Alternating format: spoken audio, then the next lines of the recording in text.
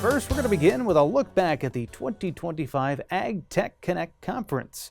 Earlier this summer, that conference was held at the University of Nebraska-Lincoln's Innovation Campus.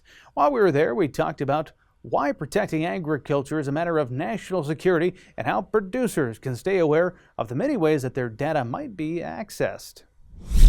Today we're talking about some of the top threats facing the agriculture sector. Joining me now is the special agent in charge of the Omaha FBI field office, that is Gene Cowell. Thank you very much. You were a keynote speaker as part of the Ag Tech Connect conference, warning startup companies but also the producers in the audience about the threats out there right now. You kind of detail 4 of them. We get into that in a second, but right now as you see it, what's the top threat that farmers and ranchers should be aware of?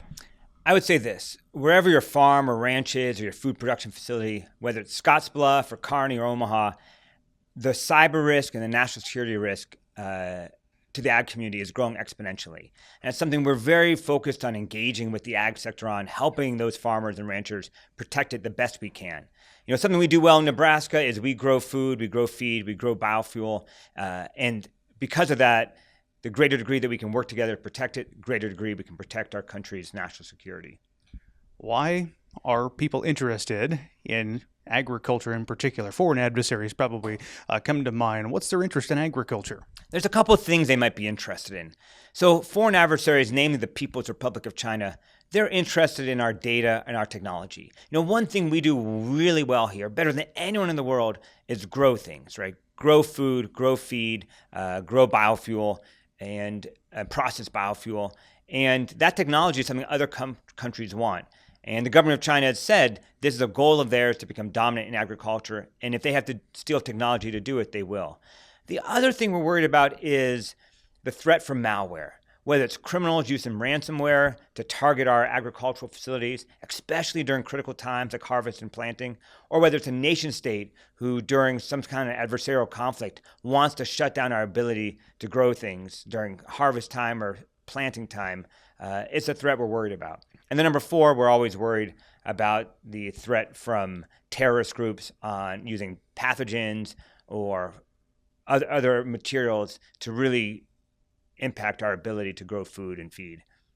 Well, these attacks have become quite sophisticated over the years as we look at different examples of different groups that have been attacked over the years in the agriculture space. Some of the cooperatives come to mind. Unfortunately, they've been targeted because of, their scale. But for the farmer or rancher, going back to that, how can they protect themselves from these very sophisticated attacks, things that look like they are legit that end up not being? Yeah, great question. Number one thing we tell people is take a beat. You know, if you're being asked to do a financial transaction, if you're being asked to change a financial transaction or respond to some kind of offer from someone you don't know, take a minute. Verify that offer is legit. Verify that accounting number, routing number is legitimate. We see if people can just take a minute and verify things, it can cut a lot of this fraud out. But also recognize that people are going to be victimized, and sometimes they can't help it. And we encourage every farmer and rancher to have a cyber defense plan and have the FBI be part of that plan. Be prepared to call the FBI if you need help, if you've been the victim of ransomware, if you've been the victim of a fraud online, and we'll do whatever we can to help you. If people call us rather quickly, especially if it's a financial fraud, we can often take some steps to claw that money back. But we have to be engaged pretty quickly. And then there's a number of things people can do to harden themselves, whether using multi-factor authentication, whether keeping their critical data in an air-gap backup, cutting out the ability for people to access their network remotely, a number of things people can take to help harden their defenses. You brought up a reference that I thought was interesting, asking people what's the crown jewel you want to protect on your operation in this case, and to think about that. You're not always going to be able to protect 100% of what you do in your assets, but think about the crown jewel. Explain that concept for me. Yeah, it's a great question. Like anything we want to protect in life, you can protect it, and the more you want to protect it, the more it will cost, and the more it might hinder your operations. You have to identify what are the things that if this is impacted, this will impact our ability to operate. What we see now is you can't even buy a piece of modern farm equipment that isn't connected to the internet. And that's good. That ability to do precision agriculture, to control exactly how we're farming our fields and raising our livestock has made us very productive. Also makes us vulnerable. So people need to identify, we recommend they think about, like, what things on their farm or ranch, if this was impacted, would really shut us down during a critical time, and what's our plan to overcome that? There might be some things that aren't critical. They would be okay if it took a couple weeks to get back in line.